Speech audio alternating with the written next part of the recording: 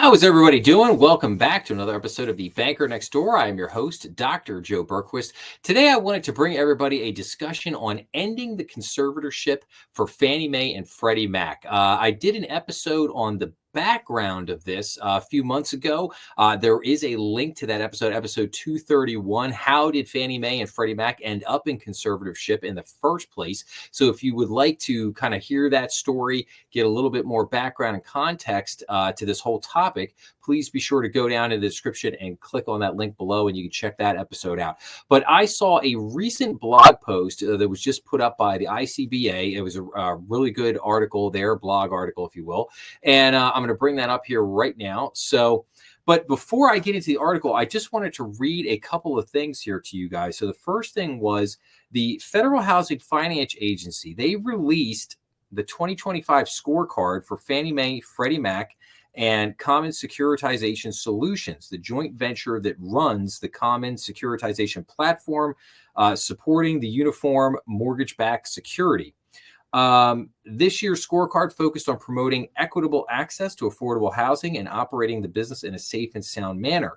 While ICBA strongly supports goals and objectives that ensure the enterprises operate in a safe and sound manner through all economic cycles to serve all markets at all times, ICBA is disappointed.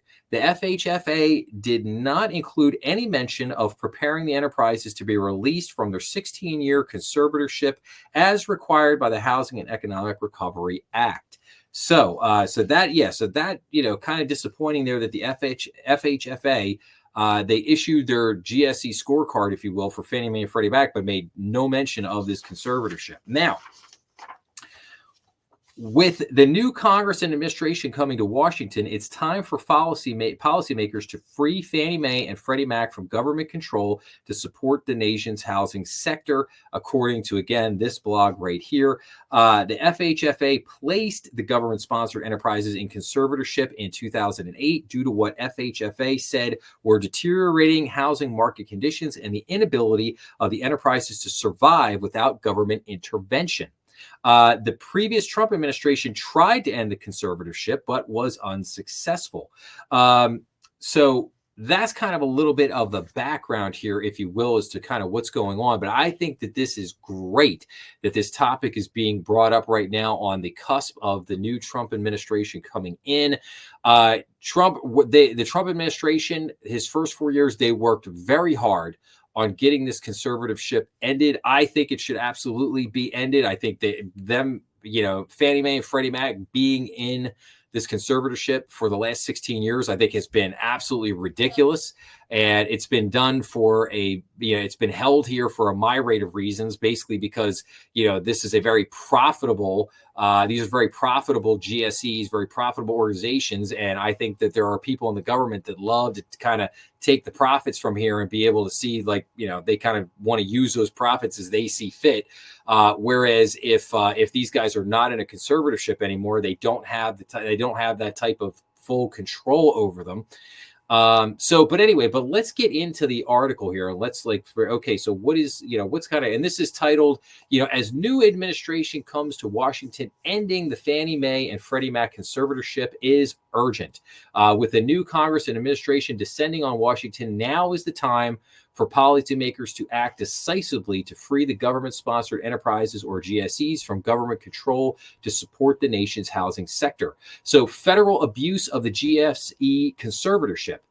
During the previous Trump administration, Treasury Secretary Steven Mnuchin and Federal Housing Finance Agency Director Mark Calabria initiated the process of ending the conservatorship, but were unable to complete it. During the Biden administration, Treasury Secretary Janet Yellen, one of my friends here on the channel, we love Grandma Janet, and FHFA Director Sandra Thompson maintained the flawed status quo by failing to comply with the statutory obligations outlined in the Housing and Economic Recovery Act, HERA, of 2008. Under the Biden administration's watch, the FHFA maintained a posture implying perpetual conservatorship.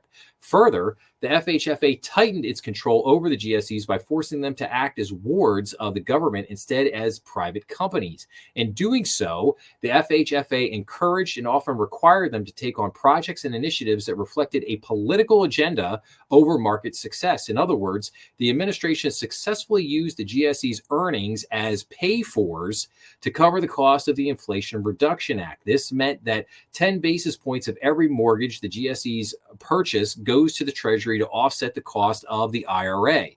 Those that support keeping the GSEs in conservatorship also know that once the GSEs reach full capitalization, according to the Enterprise Capital Framework, they will resume sweeping access earnings to the government. In other words, the GSEs would never really escape conservatorship. This outcome is very clearly contrary to what is outlined in HERA, which requires the government to return the GSEs to private ownership and control. Like I said, I think you have a lot of people in government that have really been abusing this situation. They've been using, like I said, these are very profitable ventures when the market, when everything's working right.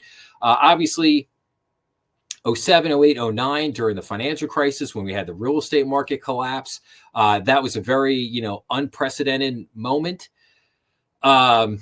And a total calamity, but in normal times, when the market is operating as it should, these are very profitable organizations. And people in the government, they see that, they start licking their chops, man. They want at that, they want at those monies.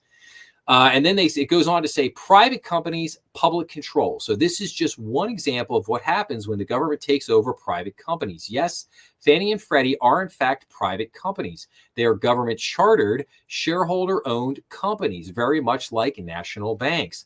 Like many private companies, including some automobile manufacturers, insurance companies, and Wall Street firms, the GSEs receive government assistance to help them through the worst of the financial crisis. And like those other entities, the GSEs paid their bailout back in full. Unlike those other entities, however, the government never relinquished control of the GSEs. They remain in purgatory, even though they repaid their federal assistance plus an additional $100 billion. Imagine if that had happened to JP Morgan Chase or General Motors. However, I would say there's an argument that, General Motors and Ford and those guys got back up on their feet. They've never really fully gotten away from the government. See the EV mandates. The government says, hey, Biden administration says, hey, we're going to electric cars. And Ford and GM they hopped right to it, said, you got it, boss. No more gas cars. We're going full electric by 2030. And that, how did that work out for them? Not too good. Okay, and then it says, putting false alarms to rest. The incoming Trump administration has indicated they want to finish the job of releasing the GSEs from a perpetual conservatorship, which is great. But as usual, there are those that raise exaggerated alarms about how this might negatively impact the mortgage market. Those seeking to perpetuate the conservatorship suggest that without a full government backstop akin to Ginnie Mae, the GSE's release will precipitate higher mortgage rates and wider spreads between GSE mortgage-backed securities and Treasury bonds, disrupting the mortgage market. This is not likely. Absolutely not. Spreads have already been widening for the past 2 years, in large part to the Federal Reserve ending its purchases of GSE MBS. Moreover, any initial concerns regarding spreads and interest rates are likely to be temporary as the market adjusts. Allowing the GSEs to use their portfolio to help rein in and manage spreads is another tool to address this concern. Others have warned that a post-conservatorship world would mean that the GSEs will have to compete directly with the largest banks and Wall Street issuers, including mortgage behemoths like Rocket Mortgage. But there's nothing wrong with that, and it wouldn't be anything new. The GSEs have competed against the larger lenders for decades. Exactly. So there is no reason why these companies should basically go back to, as we say, operating as normal. So what does it say here? The path forward. Now that we have a new administration with different priorities and plans for the GSEs, what needs to happen? To begin, Treasury and the FHFA need to agree to end the conservatorship. Then the new Treasury Secretary will need to work with the new FHFA director to amend the federal preferred stock purchase agreements and resolve the government's ownership. The bailout should be deemed paid in full, the net worth sweep eliminated, and the GSEs put on a path to access the capital markets, become fully recapitalized, and finally exit conservatorship. The market will naturally figure out how to price the GSE's debt and the MBS. Remember, Outside the Fed, commercial banks hold the remaining majority of GSE MBS. It remains a very liquid market that trades extremely well. It has also never had or needed an explicitly fully backed government guarantee. Like any other large financial institution, each GSE will have to compete and trade on the strength of their respective balance sheets. Sounds like good old-fashioned capitalism to me. Once they're free from 16 years of government control, the biggest challenge may turn out to be the growing pains of the GSEs, relearning how to act like for-profit companies. But this will be an essential step once the federal government decides to follow the law, end this conservatorship, and support the health of the nation's mortgage market. The author of this, Ron Haney, I think he absolutely nailed it. I think this was a great piece. It was a great article. The path forward is going to be, it's going to be an interesting one. I mean, this is going to be a lot of back and forth on this. I think some things here are simple. The bailout being deemed paid in full should be no problem. The new Treasury Secretary working with the new FHA director to amend the federal preferred stock purchase agreements. Again, I don't think there's any problem with that. The big issue is going to be the net worth sweep.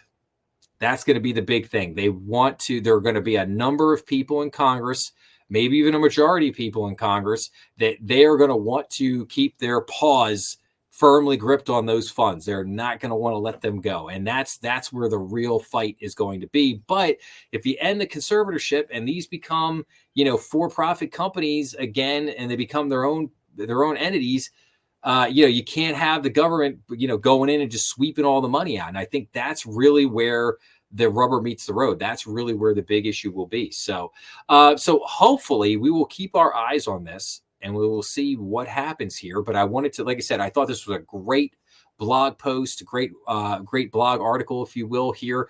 It really brings a spotlight onto this very critical issue. This is something that should have ended a long time ago, but continues to persist. Because, like I said, there's a lot of people in the government, a lot of people in Congress that have been, abusing this thing for a long time.